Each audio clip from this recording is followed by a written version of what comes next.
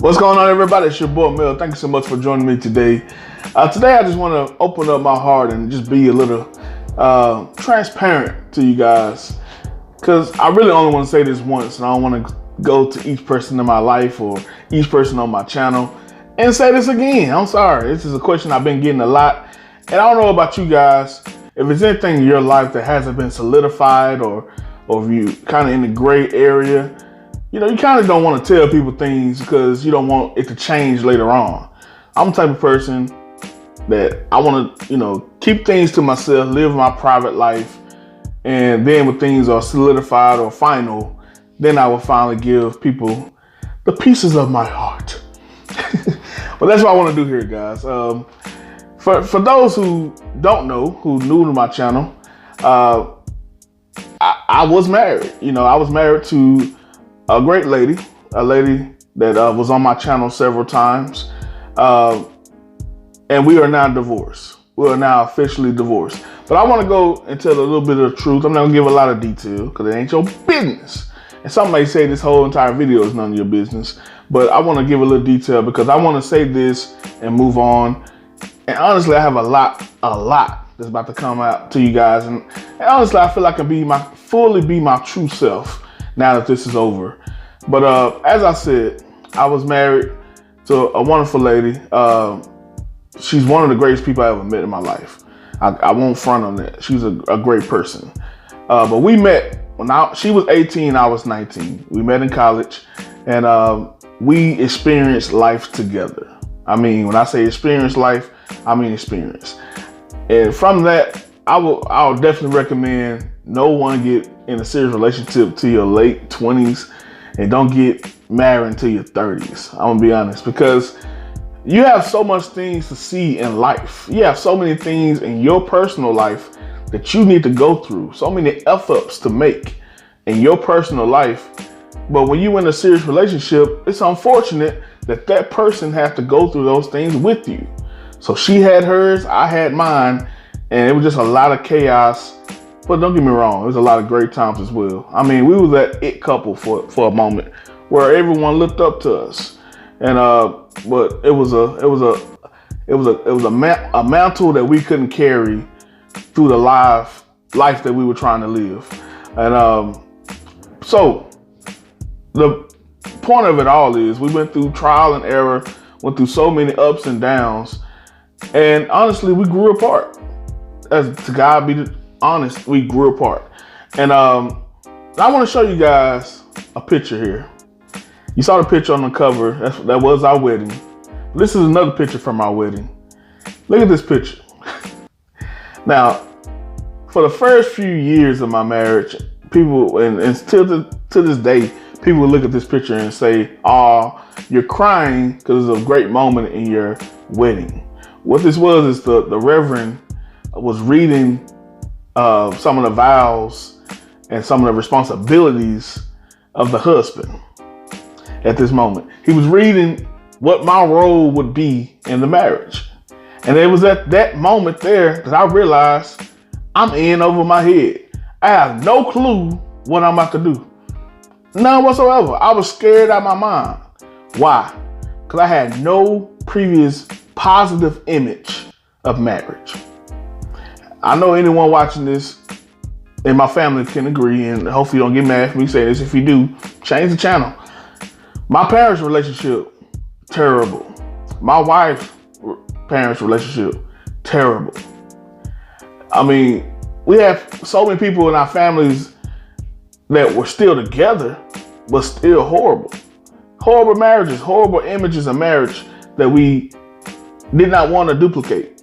So for me, I didn't have a positive role or image of a husband in my mind.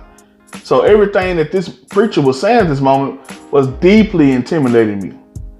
Deeply. And I went to a mode of, I don't know what the heck I'm going to do. So like any boy at that time, any boy, a male without a man mentality, any boy will revert to what he knows, which is playing with his toys. So I dibbled and dabbled with pornography at that time, with infidelity. Yes, immediately after marriage. So I know the responsibility I had in messing up my marriage. And I'm saying that only to say, because I want to take ownership for the things I did not do correctly in order to not repeat those things going forward. So I knew the role that I had to play, and I effed it up tremendously. Now, I'm not gonna go into things that she may have done because that's for her to tell her own story. But I can tell you for a fact that it was not infidelity that in our relationship. That maybe had a residual effect on some other things, but that was not the end all be all. What I can say, guys, the times you've seen my wife either on my Instagram, on my Facebook, or you may have even seen her on previous videos on my YouTube channel. The times you've seen her were times we were trying to make things work. But overall, we were separated for 3 years. We were separated for 3 years, and it didn't initiate as a separation. We actually at least ended in one of our apartments that we had. So we said, hey, we're gonna move with our parents for a little while and then come back together either for a house or another apartment. But we realized while we were separated, man, we had so many issues that were not ready to be cleaned up. So what I did, and I'm gonna get into this on another video here coming soon, I went on my own personal journey to finally become the man that I always wanted to be. And that's who you're looking at right now. I can't speak for what she did with her journey, but I guarantee you guys, I gave it my all. I gave it my all to get back the wife that I always wanted, to get back this lady, my dream woman at that time. I did everything in my can to show her that I'm finally the man that you need me to be. And for some reason or another, I kept getting rejected. So December 2nd, 2019, God, in a still voice, I heard it like clear, like somebody was in a room with me, said this post, and it said this to me, but I posted this actually on Facebook. It says, don't let people hold you hostage. And I told people this is for me, but you know, I gave it to people. So that was the day, December 2nd, 2019, that I said, I am done. Yes, she continued to make efforts here and there, you know, making sense. It's kind of like it was a position of she, you know, wanted her cake and eat it too. And I'm not here to tell her side. She can do that, like I said. But on my end, that's what it felt like. So it would be times she would come around, especially when it's family functions, things of that nature. We show face in front of people because we wanted to look like things were not solidified. That's the reason I did it, because things were not solidified. I didn't want the family coming down on her or my side of the family coming down on me by one of us not being there. So we would do family functions together, but it was all a facade. And I was done. By December 2nd, 2019, I was finito. Guess what, guys? I finally filed in June of this year. And through the paperwork and things of that nature, she finally signed. I finally got her to sign, finally got her to agree that it was the best thing for us, both of us going forward. And I originally had a date for November for the divorce to be final. But guess what date the divorce finally was final, because I missed the paperwork and, you know, messed up my date in November. The date it finally got finished was December 2nd, 2020.